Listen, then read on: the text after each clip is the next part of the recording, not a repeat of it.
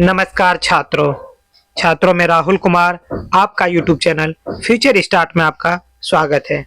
छात्रों, मध्य प्रदेश लोक सेवा आयोग की तरफ से एक रिक्वायरमेंट आया है जो कि सहायक आचार्य है। इसमें रिक्वायरमेंट आया है और ये 2025 रिक्वायरमेंट है, इंदौर से आया है। सहायक प्राध्यापक हिंदी के लिए आया है, जिसमें कि इसमें आप देखोगे कि पद संख्या कितनी है, क्या कब पेपर आएगा, कब एग्जाम डेट है, सब चीज बता दिया गया है। जैसे कि आप परीक्षा तिथि देख लो, 12/7/2026 बता दिया गया है।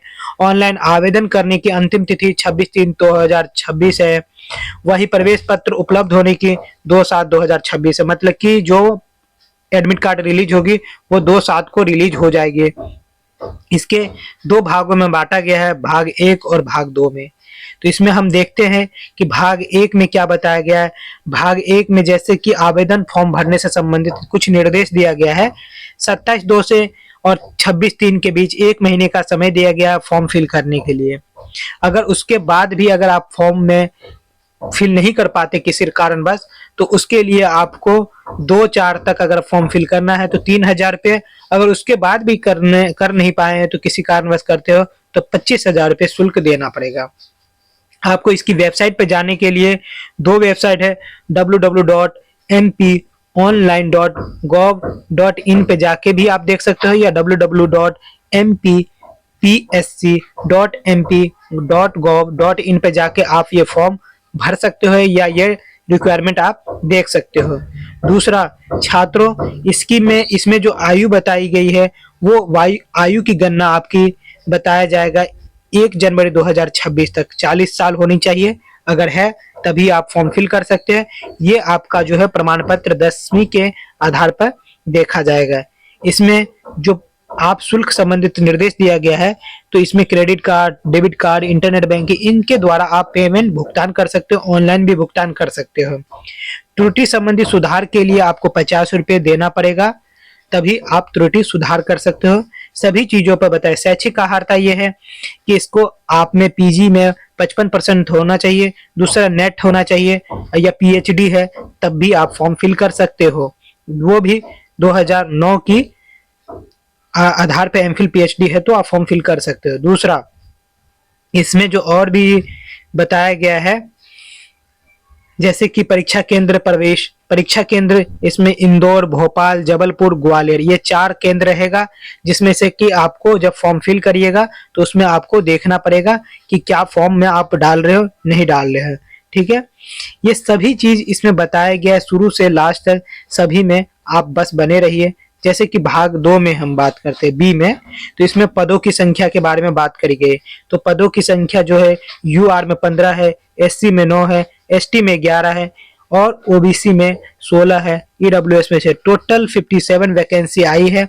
लेकिन रिक्त में मध्य प्रदेश के शासकीय महाविद्यालय अतिथि विद्वानों के लिए भी आरक्षित है, जो कि इस तरीके से है, और रिक्त में मध्य प्रदेश महिला के लिए भी आरक्षित है, जो कि इस तरीके से, और मध्य प्रदेश मूल निवासी जो दिव्यांगजन है उसके लिए भी अलग है। तो इन सब चीजों को देखते हुए आप फॉर्म फिल करिएगा। इसकी वेतन होगा 57,000, जो कि पे स्केल 10 है।